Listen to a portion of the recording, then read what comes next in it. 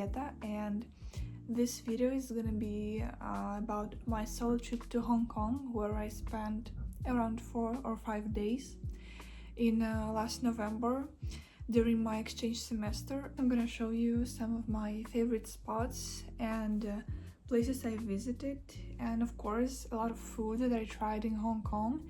So I hope you will enjoy this video. First thing I made when I arrived to Hong Kong airport was buy an octopus card.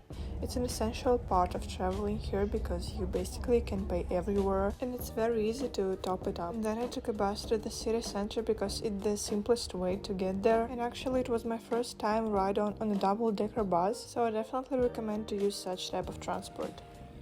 Even though my flight from Hanoi was around 1 hour, I was so hungry. So my first meal in Hong Kong was that dumpling soup that the owner of the restaurant recommended to me. And after that, I headed to the West Kowloon through Kowloon Park to see the skyline.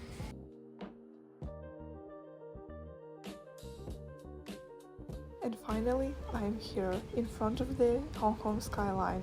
I was so happy at that moment because I have never seen such a big city in my life, and it was one of the most incredible moments during this trip because the first impression of the city was like, wow, I truly didn't believe my eyes. And then I stopped by the famous clock tower, and then this big shopping mall caught my eyes and I went in, and it was so unusual on the inside. So maybe if you will walk by Avenue of Stars, you can come in and take a look at that. And then I went to explore Mong Kong area and went on the Temple Street, which was full of street food. But to be honest, I'm not a huge fan of street food, so I decided to find a local place to eat, and I found a spot that served traditional Hong Kong style beef noodles, and turned out that it was 10 out of 10 because I have never tried such noodles in my life before, and I definitely recommend this place to you. And after such a long day, I went back home and just sat in the courtyard near my hostel. I was eating M&Ms and just thinking how lucky I am.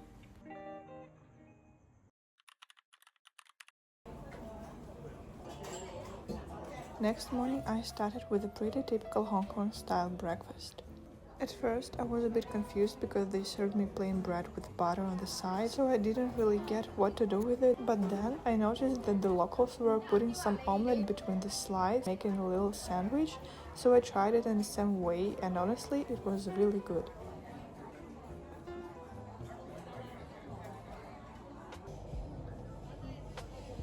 After that, I headed to the northern part of the city and visited a couple of temples.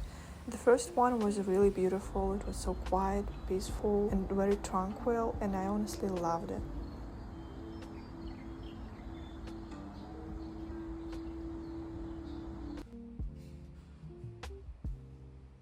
The second one temple was really small and very crowded, so I didn't really like it, and I decided to go to city center to try some classic Hong Kong dessert, a nectar, and I bought it from a small local bakery instead of a popular cafe, and it was actually really good because it was crunchy and creamy at the same time. And later, after having a break, I was just walking around the central, and the city feels super dense and multi-level with all these bridges and walkways everywhere, and actually I got lost quite a few times, but it was still really fun to explore. And then I ended up my walk up near the pier, and I didn't take the ferry, but I just sat there and enjoyed the view and the sunset.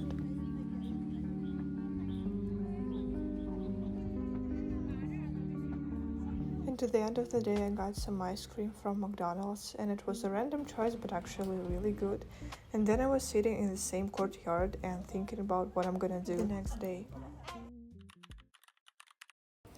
So for breakfast, I had a more European-styled meal this time, and that's actually because of the British influence, since Hong Kong used to be a British colony. And also you can notice it in the left side driving and double-decker buses as well. And another one thing that surprised me even more is that in many local cafes, they serve hot water in a teapot, so you can wash your utensils and make it clean, and it was a kind of cultural shock for me.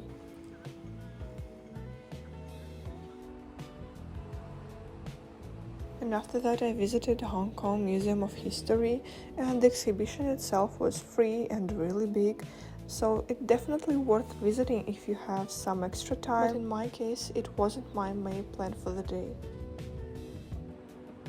And then I went to a place that I really wanted to see, which a bit outside the center. And it's a famous monster building, a huge residential complex known for its super dense architecture. And people actually live here, which just felt a bit surreal. There were so many tourists around, but at the same time you could see locals just living their normal life, like elderly people just playing board games in the courtyard. And after visiting such a viral place, I just took a ride on a famous Ding Ding tram, and then I spent some time just walking around Victoria Park.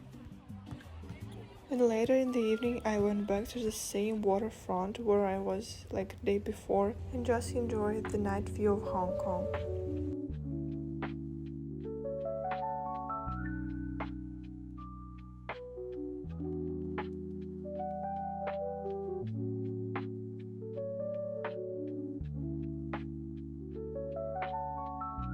So actually one of the reasons I came to Hong Kong was that I just wanted to spend my birthday there, and the next day, 17th of November, I went up to Victoria Peak and made a wish with the cake. So I just want to share this moment with you, and let's watch it. On this beautiful sunny day, I decided to walk up to Victoria Peak through Hong Kong Park and Old Peak Road. But actually you can take a tram up for an extra fee, but I chose to make a small hiking instead, and it took me around 30 minutes uphill. And yeah, it was a bit challenging, but the view was absolutely worth it. I mean, just take a look at that panoramic view of Hong Kong. It's absolutely insane. And then I found a bakery on the top of a peak and bought myself a piece of cake. Купила торт, купила айс американо. И то, как я купила этот торт, это тоже надо было видеть, потому что я подхожу к девушке за стойкой в кафе, начинаю заказывать по-английски, она мне говорит: ой, вы по-русски разговариваете? Я говорю: конечно, разговариваю, дорогая. Короче, она мне продала, как я надеюсь, вкуснейший торт.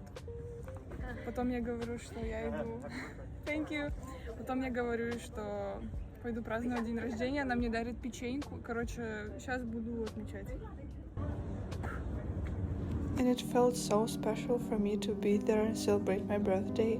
And even though I was alone, people were wishing me happy birthday, and it was such a nice moment, and I'll definitely never forget this day.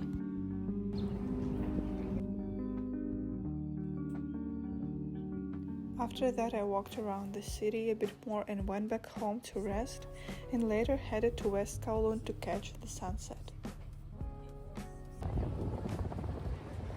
And I really love the West Kowloon area. There is a beautiful park, and it's definitely a place worth visiting, and the sunset here is just incredible.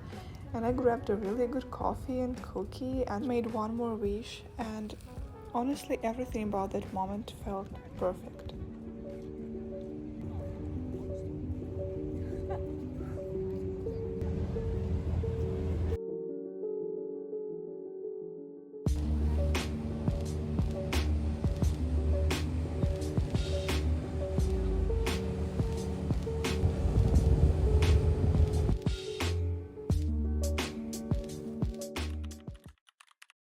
And this was my last day in Hong Kong, and I started it by sending postcards to my family from the main post office. And after that I went to, I think, one of the most popular spots that sells cold milk tea and French toast and other Hong Kong style desserts and dishes. And of course I decided to give it a try, and it turned out it was 10 out of 10 milk, even though it's kind of pricey, touristic, overcrowded and noisy. And believe me, you definitely should visit it.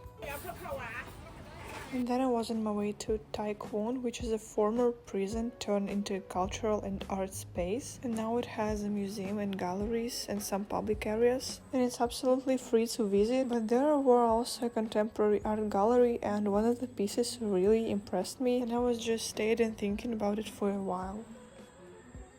And after that, I was just walking around the city and seeing lots of street arts and murals along the way. And I stopped by PMQ. It's a creative space with local brands and small shops, but unfortunately I didn't have enough time to stay there longer, so I decided to go directly to Mon Mo Temple, one of the oldest temples in Hong Kong, and it's famous for these large spiral incense coils hanging from the ceiling, and the smells inside is really strong. And after that, I headed to the airport by metro and double-decker bus. And that's how my solo trip to Hong Kong came to an end. So yeah, that was my 4-day solo trip to Hong Kong, and honestly I didn't really have any plan for that weekends, and at times I felt a bit lost being alone, but I think it was a great experience and I don't regret about it, absolutely. I would love to come back to Hong Kong one day and see a lot of places that I haven't seen that time. So thanks for watching and let me know your thoughts in comments. And of course, see you in the next video. Bye.